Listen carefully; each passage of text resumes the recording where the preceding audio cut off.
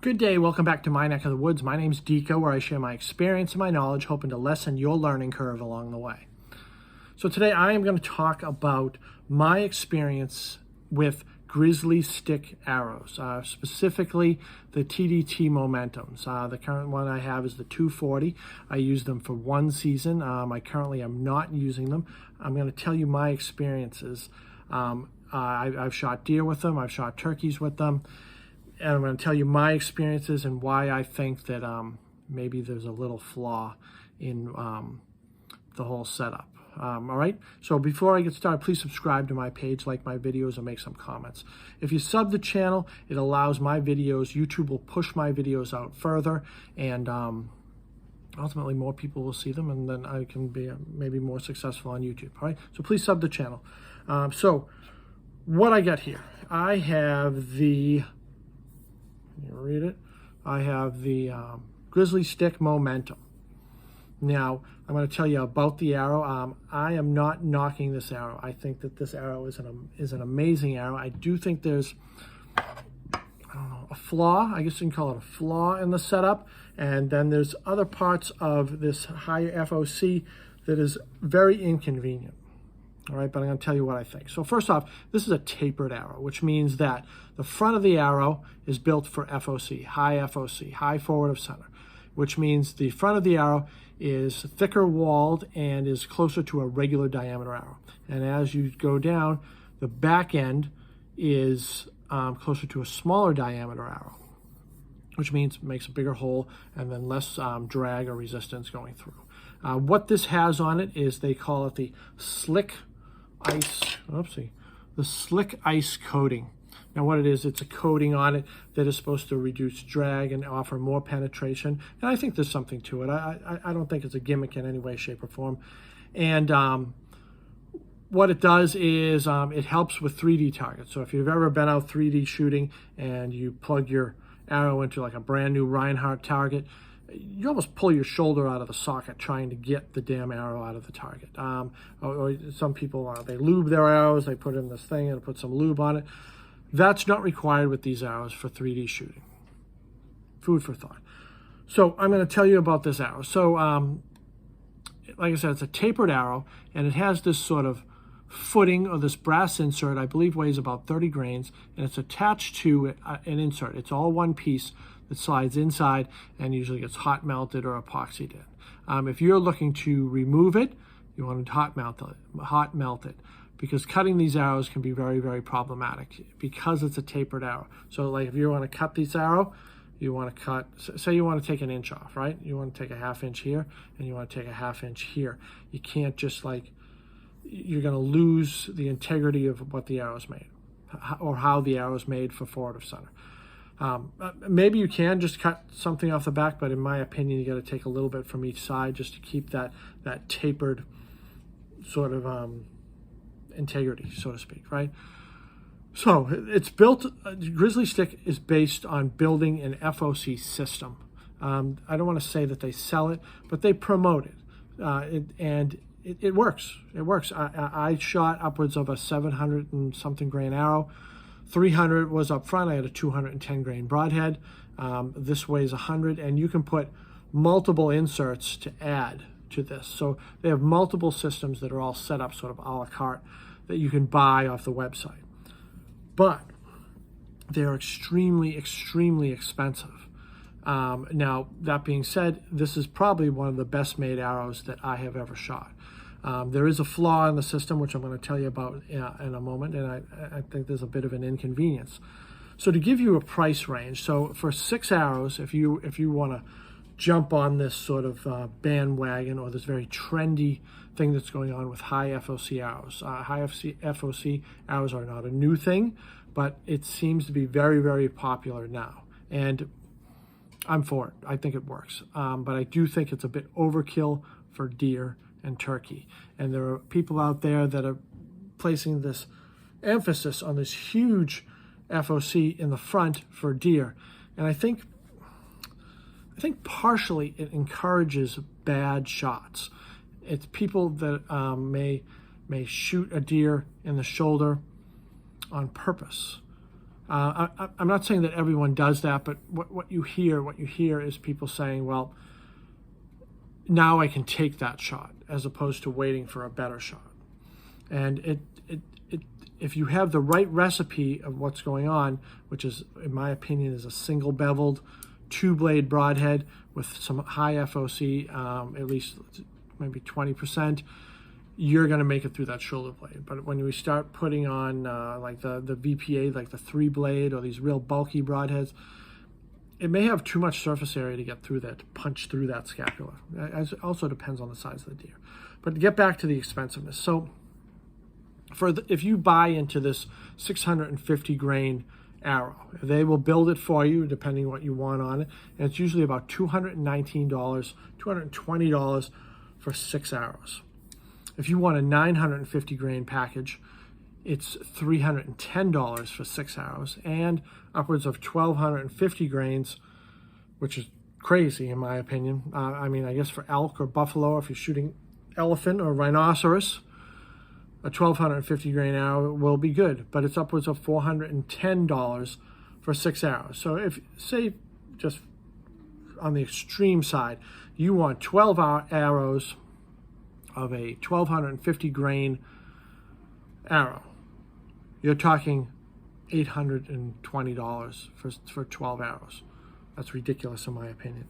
Or say even for the 650 grain, you want 12 of those arrows, you're talking upwards of $440, $450. And so that's crazy. So they're expensive, and it's complete overkill in my opinion. So what happens? So I shot a turkey, right? I shot a turkey, and it worked. It killed the turkey, no problem. The turkey stopped dead in its tracks. I shot a deer, and I actually hit it in the spine, went through like butter. And it wasn't a problem. I mean, you didn't even hear the arrow. Like normally if you hit a deer in the spine, you hear this crack, and then the deer screams, and all these other things that happen that are horrible. It did kill the deer almost instantly. Hit the aorta, and it bled out. But the arrow went through the spine, and then it buried itself in a tree. It buried itself in a tree that was, excuse me, probably like this wide, and this arrow was stuck this far into the tree. So I lost the broadhead, and I kind of like, excuse me, I kind of like grabbed the arrow and was unscrewing it. And when I got it out, the end of the arrow, because of the impact, I might as well have shot it into a brick wall. It was completely mushroomed in the front, and it was ruined. So I think I spent $205 through a company called Dynamic Archery that built 6 arrows. So $205 for 6 arrows. I mean, you do the math, how much money I lost that day. And then when I shot the turkey, it went through the turkey, hit a rock, and then ricocheted, and the whole front of the arrow was completely pulverized. So losing an arrow and breaking these arrows is very, very cost effective, as opposed to using another arrow that may not have the exact quality of this, but you can build it for way less. And then if you do break it, you're not out as much. That's just my opinion. So, and obviously we lose arrows too. I mean, we try to put the Luminox on so we don't lose them and whatnot. So here's the flaw that I found in these arrows. I'm going to put a broadhead on it. This is a Magnus Black Hornet. Put it on this for the show of an example. So this footer that's on the front here, the end of this arrow ends probably right about there, which means that the shaft of this broadhead, or the ferrule of this broadhead, is not seated inside the arrow. It's seated on the outside in this footer, in this brass insert, as opposed to this one, where it is seated almost 100% inside that arrow, except for this little part. This is an Ethics Archery 100 grain insert, except for that little part right there, which I would consider an extension of the arrow shaft. My goodness, I'm coughing. And this is an Eastern Axis arrow. 100% of that is seated inside the arrow. Now, I know that the Ranch Fairy, people are going to bite my head off there. The Ranch Fairy says, well, you don't want the hit inserts because they fail. In my opinion, you can't do any better than the hit inserts. Now, you do lose a little structural integrity on the front end of this because it seats right on top of the carbon arrow, and it tends to splinter, and it is going to mushroom, and it's going to fail. My advice is take an aluminum footer, this big, epoxy it to the end, and that problem is solved.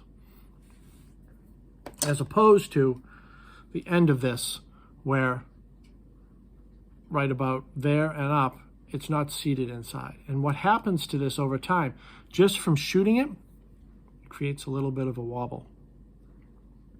Now, you can spin test it when you first make it, and it's usually pretty good. But just from shooting it, or pulling it out of targets, or shooting it into a deer, or whatever you're going to do, it just creates a wobble. It creates this, it compromises the structural integrity of the front of the arrow.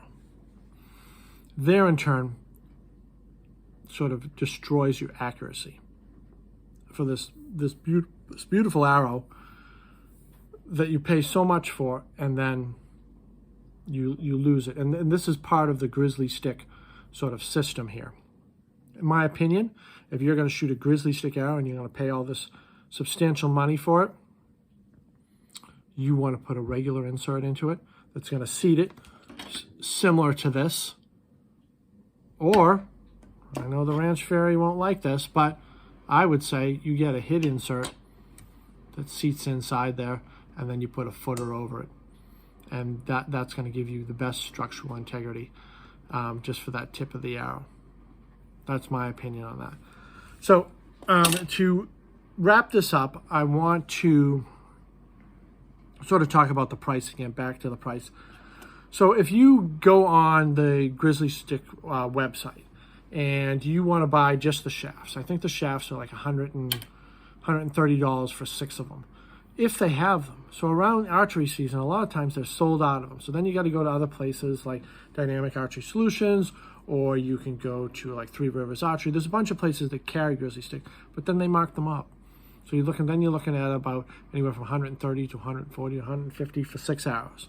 And then you got to buy the inserts here. So the inserts are $36 for 3 of them. So you do your math on top of that, and then you got to buy broadheads, and you got to buy field points, and you got to buy all these things. So if you go straight through Grizzly Stik and you buy a fully loaded arrow, you get the cresting, and you get the Grizzly Stik fletchings, and then you get the footer here, and you get the Grizzly Stik 200 grain field points and everything, you're looking at about $260 per dozen. $260 for 6 of them. $520, $530 for a dozen arrows. So, food for thought. You can find other alternatives. And so what I meant by flaws, I think that wobble is a flaw. And it doesn't happen over years. Once you start punching this into a target, be it a 3D target or even just a regular target, I don't know how many shots, but inside of, I don't know, maybe it's 100 shots, you're going to get that wobble. The other thing I find is the inconvenience is losing the arrows or breaking the arrows when they are so expensive. So that's all I have for you. Obviously, you're going to make your own conclusions as to what is the best arrow for you. If you got the money to spend and you don't mind losing an arrow that's upwards of $40, $50, $60 for an arrow, shoot them. They're probably the best quality arrow out there. Short of the Black Eagles. I really like Black Eagles too. But anyway, that's all I got for you. Sub the channel, and I'll talk to you guys later. Be well.